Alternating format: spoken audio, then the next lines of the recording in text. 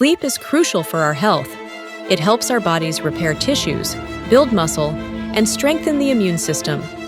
During sleep, our brains also process emotions, store memories, and clear out toxins. But what happens if we don't get enough sleep? Research shows that sleep deprivation can lead to serious problems like poor memory, mood swings, and difficulty thinking clearly. Cognitive impairment, which means struggling with thinking, understanding, and remembering, is a major concern. In today's busy world, getting quality sleep can be challenging. That's why we've gathered simple, science-based tips from experts to help you improve your sleep. Watch until the end to get a perfect longevity routine to enhance your sleep. Keep watching to learn how to sleep better. And please like, share, and subscribe for more tips.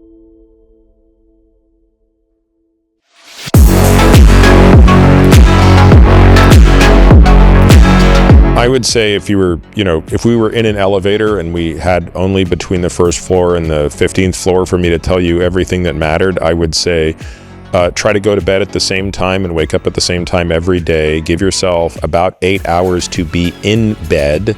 Make the room as dark as possible, as cold as possible, and detach yourself from anything stimulating, especially kind of upsetting, which is, work, social media, that kind of stuff, for 2 hours before bed. And if we haven't hit the 15th floor yet, I would say try to not eat or drink any alcohol for 3 hours before bed. Those would be like the no risk, no regret moves.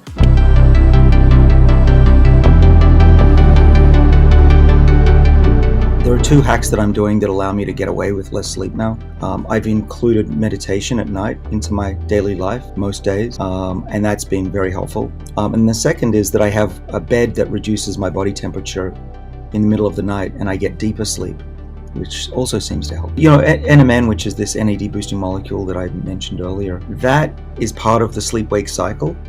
And one of the hacks that I think is really beneficial is that by taking NMN in the morning, I'm stimulating the morning response, and I get the alertness and the energy that I would have had if I'd had more sleep.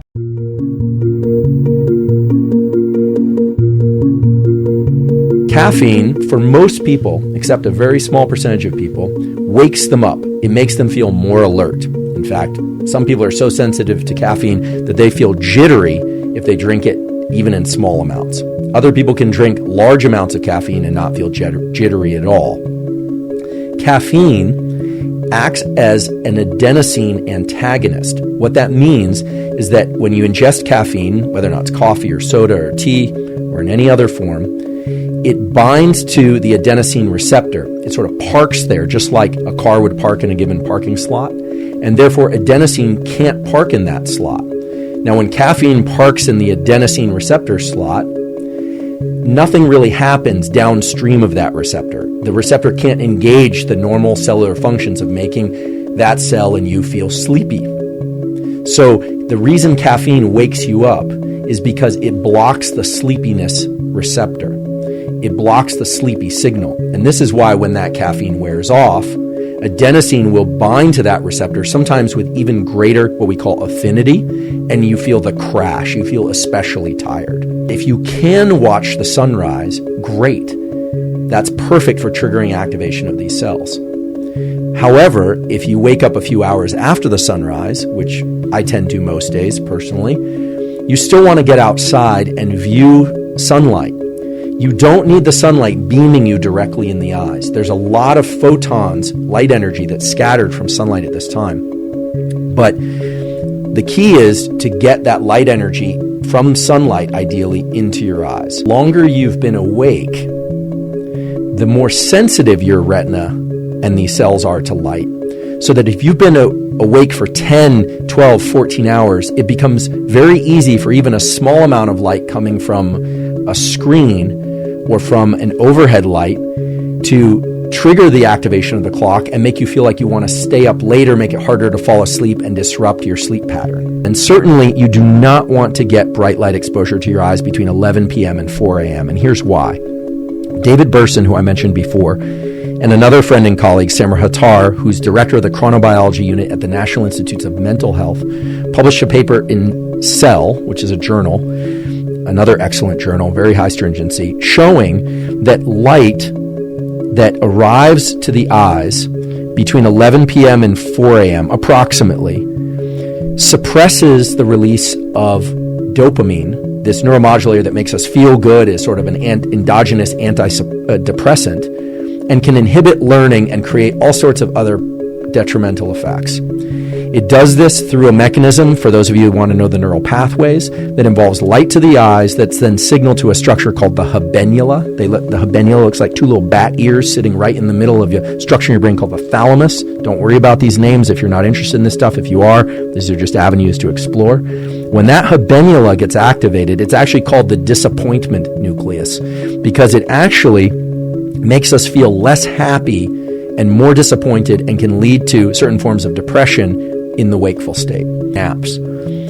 Naps, provided that they're less than one ultradian cycle, provided they're 20 minutes or 30 minutes or even an hour, can be very beneficial for a lot of people. You don't have to take them, but many people naturally feel a dip in energy and focus late in the afternoon. In fact, if we were going to look at wakefulness, what we would find is that you get that morning light exposure, hopefully, your cortisol goes up, people start feeling awake, and then around 2 or 3 or 4 in the afternoon, there's a spike in everything from alertness to ability to learn. Some metabolic factors drop, and then it just naturally comes back up, and then it tapers off as the night goes on. So for some of you, naps are great. I love taking naps. Some people, they wake up from naps feeling really groggy. That's probably because they're not sleeping as well as they should at night, or as long as they should at night, and so they're dropping into REM sleep or deeper forms of sleep in the daytime. And then they wake up and they feel kind of disoriented. Other people feel great after a nap. Meditation and yoga nidra scripts have been immensely helpful for me in terms of accelerating the transition to sleep. So they involve taking a few minutes, 10 to 30 minutes or so, just like you would for a nap, and just listening to a script almost passively. And it has you do some particular patterns of breathing and some other kind of body scan-like things that can really help people learn to relax, not just in that moment, but get better at relaxing and turning off thinking in order to fall asleep when they want to do that at night.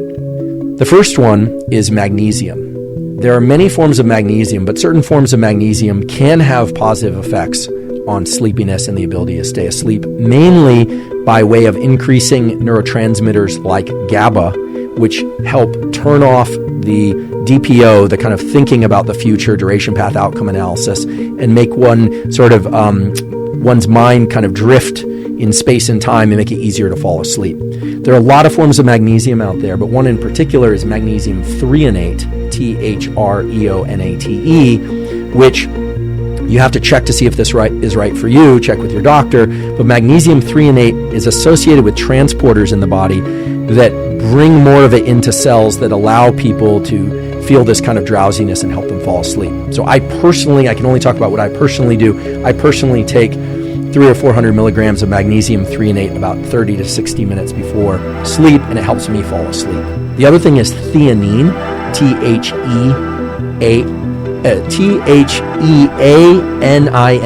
theanine.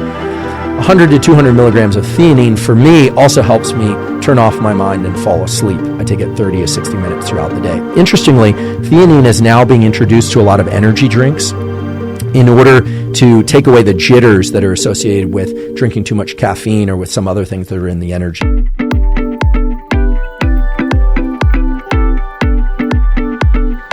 Red light to your bedroom. So I have a simple red light device in my bedroom so that if I have to wake up in the middle of the night, make sure you sleep in a cold room. When you sleep in a cold room, there's this thing called thermogenesis, which is activated. Basically, you sleep better, but you're also causing your body to burn more calories to keep you warm.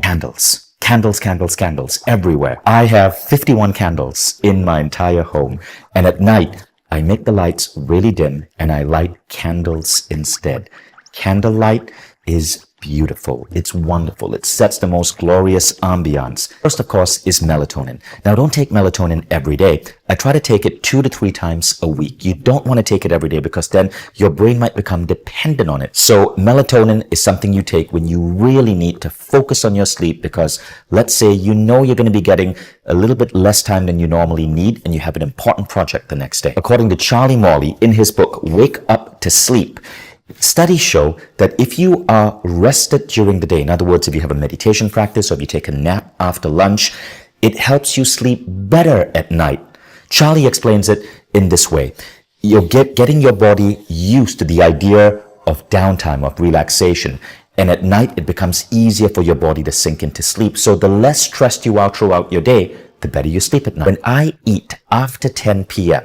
and then go to bed at midnight, inevitably, my sleep quality drops. When your body is digesting food, so if you eat late at night, it's going to affect your sleep. And no, do not buy into that myth that alcohol, especially red wine, is going to help you sleep better.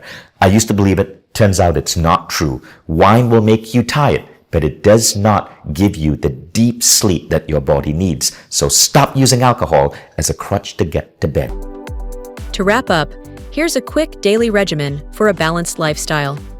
Start your mornings before sunrise with a touch of sunlight, stretching, and light exercise. Take your supplements before breakfast. After a 12 p.m. lunch, enjoy a short nap. Avoid caffeine after 4 p.m. Eat early in the evening, and limit screen time to improve your sleep quality. Aim to be in bed by 10 p.m. To get up refreshed by 6 a.m., ensuring a full 8 hours of rest. Follow this routine, and you'll feel more energized and focused throughout your day.